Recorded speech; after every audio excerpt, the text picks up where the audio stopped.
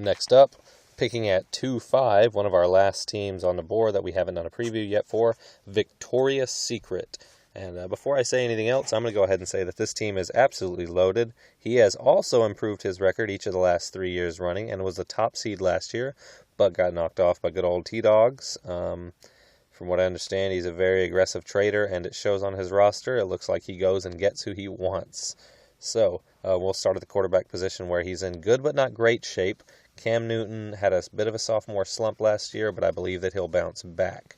I like Cam Newton as a quarterback one. I think he'll be just fine. Phillip Rivers is a great backup. So he's in very, very good shape at quarterback. He doesn't have that top-tier guy in Aaron Rodgers or, somebody who's going to be stud production for 2013. He doesn't have Rodgers. He doesn't have Manning. He doesn't have Breeze or Brady. But he's got Cam, who I believe is right in that next tier, and with room to improve.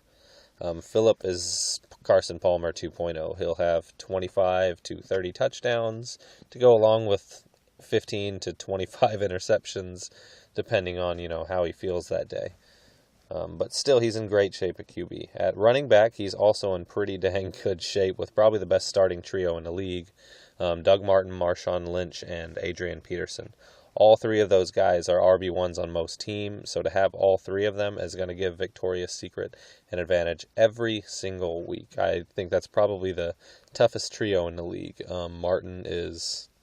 We all know about Martin. We all know about Lynch, and we all know about Peterson. There's not much more to say. Peterson is a machine. Marshawn Lynch is beast mode, and Doug Martin is muscle hamster. They all three have nicknames, so there's not much more I can say about him. He could be looking at, on even a bad week, 60 points between the three of them, which sometimes will win you a game on its own. I've seen some low-scoring games.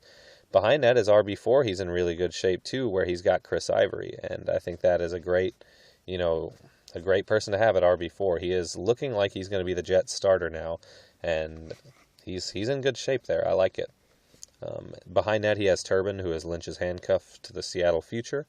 So he's got definitely an A+ at running back. Moving on down to his wide receivers, Victoria's Secret has AJG, that's Adriel Jeremiah Green. He, honestly, at this point, I wouldn't rule out picking him over Calvin Johnson. I know some people will think that's insane. I love AJ Green. I picked him at 101. I was only fortunate enough to get him in one of my leagues. And I wish I had the 1-1 that year in all of them because he's an absolute monster. I think he's going to be one of the top wide receivers. I think he is the top wide receiver of this generation, not including Calvin, like the younger generation. I think he's going to be playing, well into his 30s. Just his skill set is just awesome, and he's going to be great. And he's going to give you numbers that are going to be in the realm of what he did last year for the next decade. Justin Blackmon, well, it's hard to call him his wide receiver too now, because he got popped for a 4-game suspension. I'm still, as of this writing, or speaking, I should say, I don't know what the suspension is for. We have to assume it's drunkenness of some kind, because he just can't stay away from the sake.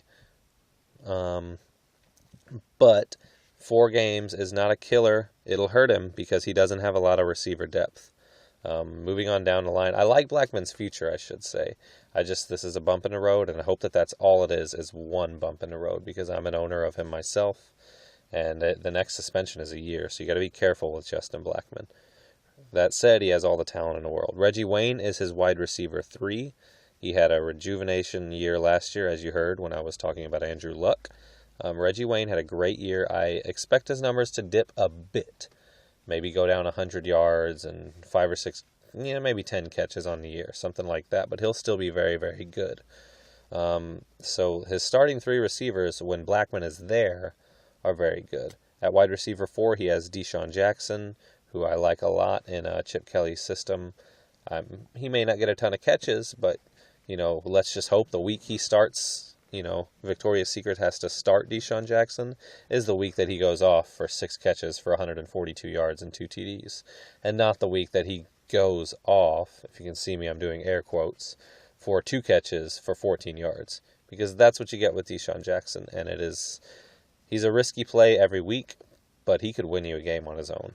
Danny Amendola and Santonio Holmes and Brian Quick are his other three wide receivers. Amendola, I think his best days are behind him already because I just don't see him as a Wes Welker clone in that New England offense. They have like 4 slot receivers now, and one of them, I don't think any single one of them is going to be that productive.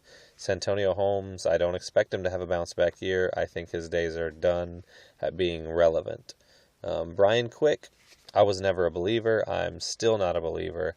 And the fact that they drafted Tavon Austin and Stedman Bailey, I think, is the writing on the wall, that they're admitting that Quick... I know that they're very different receivers than Quick. He's a big body, and those two guys are both smallish, and Chris Givens is smallish.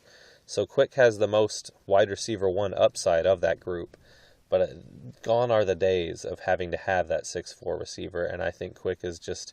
I don't know that he'll ever be more than Michael Jenkins.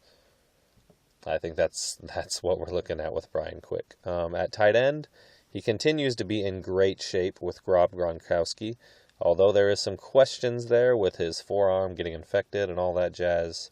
We just have to hope he's back in time for the regular season. And if he is, I would say Victoria's Secret has one of the top starting rosters in the league. He's got Cook and Bennett as bench tight ends, and both of them are good in their own right. So with the starting lineup, I would think my weekly lineup would be Cam, Martin Lynch Peterson, Blackman, Reggie Wayne, A.J. Green, and Gronkowski. That's pretty good. You can't say that there's a hole on that roster.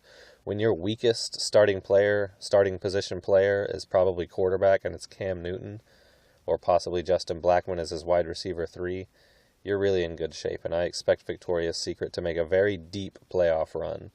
I would be surprised. I would call him a title favorite at this point, as long as Gronk is back and Blackman doesn't slip up again and miss the whole dang year. At 2.5, I would say that, it may be a little bit high, but my pick there would probably be Christine Michael, or best receiver available. I might grab Stedman Bailey because he has the Quick, he has Brian Quick already. You don't generally handcuff receivers, but he does have Quick. I might grab Bailey. I would be considering... let's see, who else did I look at there? Maybe Quentin Patton, who might slide a bit because of his placement in San Francisco. If by some miracle Robert Woods slides, which I doubt will happen, I'd grab him there in a heartbeat. I still think, I expect all those guys will be gone except for possibly, I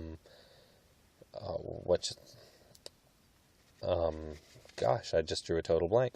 Well, I expect all the receivers there to be gone, and I would probably go ahead with Christine Michael there. Quentin Patton, that's the one I was trying to think.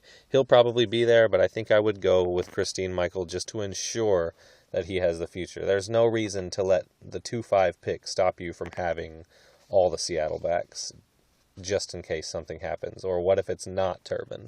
Turbin's looked good, but there's a chance it's not him, So you want to cover yourself there. 2.8, I'd be looking at best player available again. Try and get one of those receivers. So that'd be all for Victoria's Secret. I expect to see him as a top 3 seed, a division winner possibly, and watch out for him in 2013. Good luck with your picks.